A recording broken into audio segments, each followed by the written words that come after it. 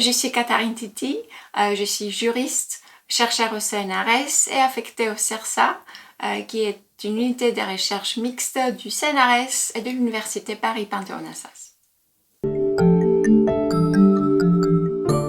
Alors, mes travaux se concentrent sur les droits internationaux, notamment les droits internationaux publics. Je m'intéresse au règlement des différends internationaux, à la capacité du droit international de faire justice et au fonctionnement des cours et tribunaux internationaux. Mes domaines de spécialité sont les droits internationaux des investissements et l'arbitrage des investissements, l'arbitrage entre investisseurs et États et les droits du patrimoine culturel. Alors, je me suis toujours intéressée au patrimoine culturel, même si au début je n'avais pas fait les liens avec les droits. Par ailleurs, j'ai un postgraduate diplôme en histoire de l'art et je me suis toujours intéressée en particulier aux antiquités. Les droits du patrimoine culturel a plusieurs aspects. L'un de ces aspects, c'est notamment les droits internationaux publics, puisque souvent on a des différends entre États concernant la protection du patrimoine culturel. On a des conventions concernant le patrimoine culturel, dont voilà, c'est du droit international aussi. En fait, le droit international peut beaucoup de choses. Alors, ça dépend du type des différends. Alors, d'abord, il faut se poser la question, est-ce qu'il s'agit d'un bien qui a été retiré, pillé, exporté illicitement, importé illicitement pendant une période de guerre, pendant une période de paix ou pendant une occupation? Donc, les réponses vont être différentes en fonction de la situation dans laquelle le bien a été retiré. On a plusieurs conventions, notamment on a 3 conventions, la convention de l'UNESCO de 1970, la convention de La Haye de 1954 et son premier protocole qui concerne la restitution. On a aussi la convention d'Unidroit de 1995 qui prévoit la restitution des biens qui ont été volés ou retirés dans des circonstances précises. Au-delà des conventions, la question se pose, que peut les droits internationaux coutumiers? Alors ça c'est une question qui est contestée. C'est moins contesté s'agissant des biens qui ont été retirés pendant une guerre. Là, la plupart il y a une tendance de se mettre d'accord qu'il faut les retirer selon les droits internationaux coutumiers. La question reste ouverte concernant les objets qui ont été retirés pendant une période de paix. Personnellement, j'ai une position sur ce qui se passe, ce que c'est les droits internationaux coutumiers par rapport à cette question, mais ça reste quelque chose qui est encore contesté. C'est une question globalement ouverte. En fait, le cadre législatif est en train de changer radicalement en France.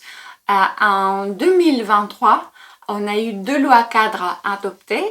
La première, c'est une loi cadre concernant la restitution des biens qui ont été pillés par les nazis pendant la Deuxième Guerre mondiale. Et la deuxième loi, elle a été adoptée en décembre 2023 et elle concerne la restitution des restes humains. Là, il s'agit des restitutions des biens qui se trouvent dans les collections nationales. Avant, au fait, on avait des restitutions qui se faisaient au cas par cas.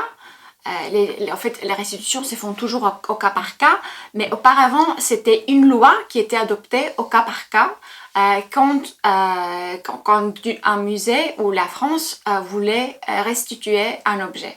À partir de maintenant, ça sera possible d'appliquer la loi, de faire un déclassement selon les procédures prévues dans les lois des objets, un déclassement des objets pour pouvoir les retourner et il y a encore une loi qui est un projet de loi qui n'est pas encore passé.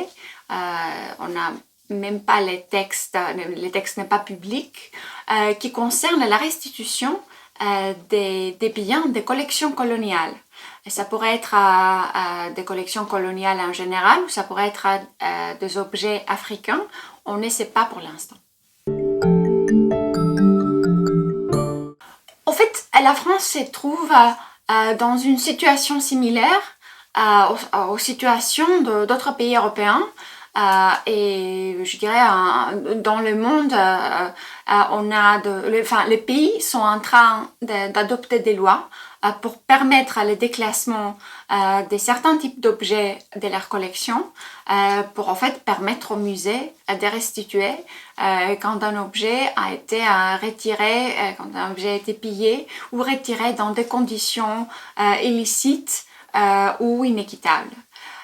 Et pour vous donner un exemple, le Royaume-Uni, l'Angleterre en fait, en 2004 a passé une loi concernant la restitution des restes humains. Et en 2009, l'Angleterre a passé une loi pour la restitution des biens pillés par les nazis.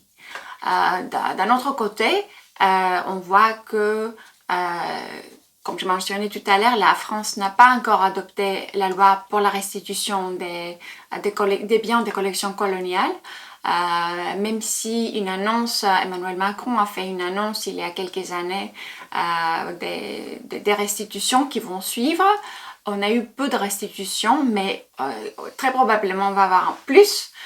Et au fait, on a d'autres pays comme la Belgique, les Pays-Bas, l'Allemagne, qui sont en train de restituer, qui sont en train de passer de loi pour restituer des objets africains.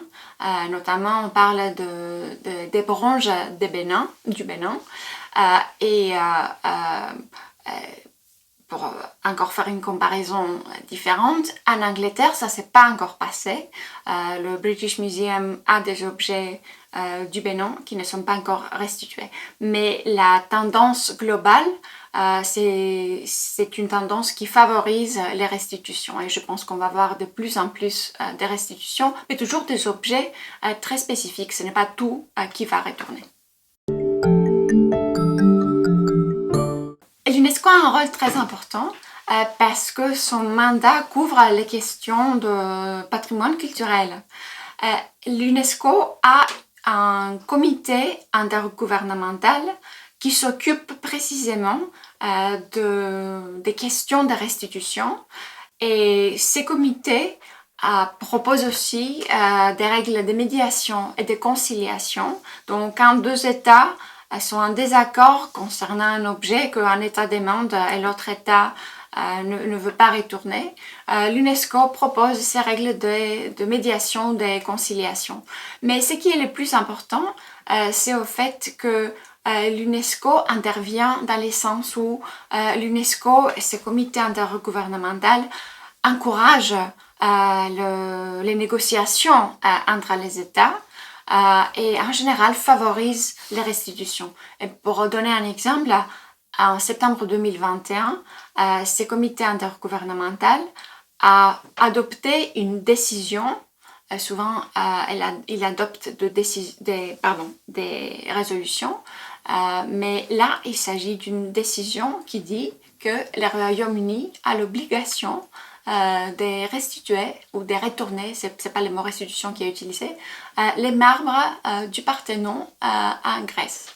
Donc l'UNESCO a un rôle très important et je dirais elle n'hésite pas à l'utiliser. Et il faut toujours se rappeler que ce comité, c'est un comité intergouvernemental, donc ça veut dire il y a les États, il y a les délégués des États qui sont présents. Ce n'est pas juste ce ne sont pas les Nations Unies qui prennent les décisions, ce sont les États, et ça c'est très significatif, qui prennent des décisions dans ces cadres.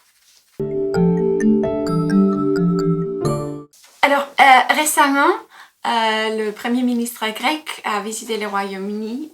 Il avait l'espoir de se rencontrer avec son homologue britannique, qui a annulé un rendez-vous à la dernière minute, dont la raison qui a été donnée, c'était parce que, pas la raison officielle, mais la raison officieuse, qu'il ne voulait pas entendre parler des marbres du Parthénon. dont les gouvernements actuels à plusieurs reprises indiqué qu'ils n'avaient pas retourné les marbres du Parthénon. Et entre-temps, les gouvernements grecs négocient avec le British Museum. Les négociations sont secrètes. L'idée semble être un échange culturel entre la Grèce et le British Museum, selon lesquels le Royaume-Uni va retourner les marbres et la Grèce va pendant un moment prêter des objets, des antiquités grecques au Royaume-Uni.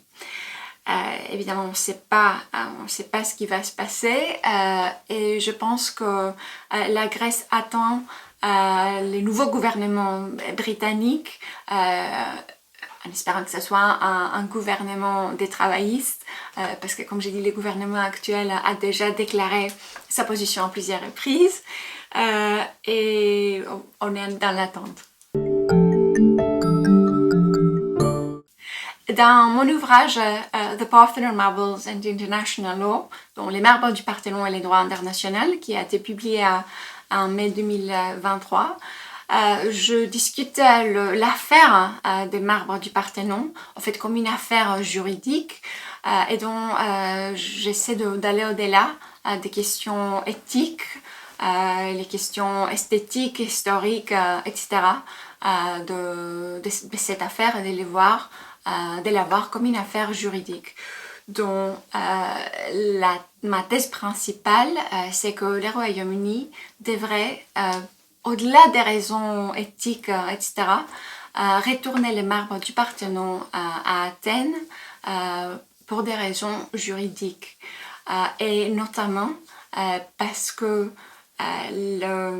il n'y a aucune transaction valide, légale, qui a transféré la propriété des marbres de la Grèce à Elgin, qui a pris, dont les hommes ont pris les marbres, qui par la suite les a vendus au gouvernement britannique, et dont il n'y a pas, comme je disais, il n'y a pas une transaction valide qui transfère la propriété. Donc la propriété, pour moi, est restée avec la Grèce. Et comme en droit international, il n'y a pas de prescription, ça veut dire que la situation reste inchangée. Et il y a une autre raison importante, un autre argument important, et c'est que quand Elgin a retiré des morceaux du Parthénon, en fait, il a retiré plusieurs morceaux qui étaient sur les bâtiments, il les a retirés du bâtiment même. Et au fait, en droit international, la propriété des fragments d'un bâtiment appartiennent au bâtiment, appartiennent au territoire souverain à perpétuité. Il est très important de sensibiliser l'opinion publique et à ces fins, le 9 mars 2024, je co-organise une manifestation scientifique concernant les sculptures du Parthénon. Et l'événement, je co-organise cet événement avec la Fondation grecque européenne et on a la chance d'avoir un panel avec des intervenants exceptionnels dont j'ai hâte à voir la manifestation parce que j'espère que les débats va faire avancer les choses.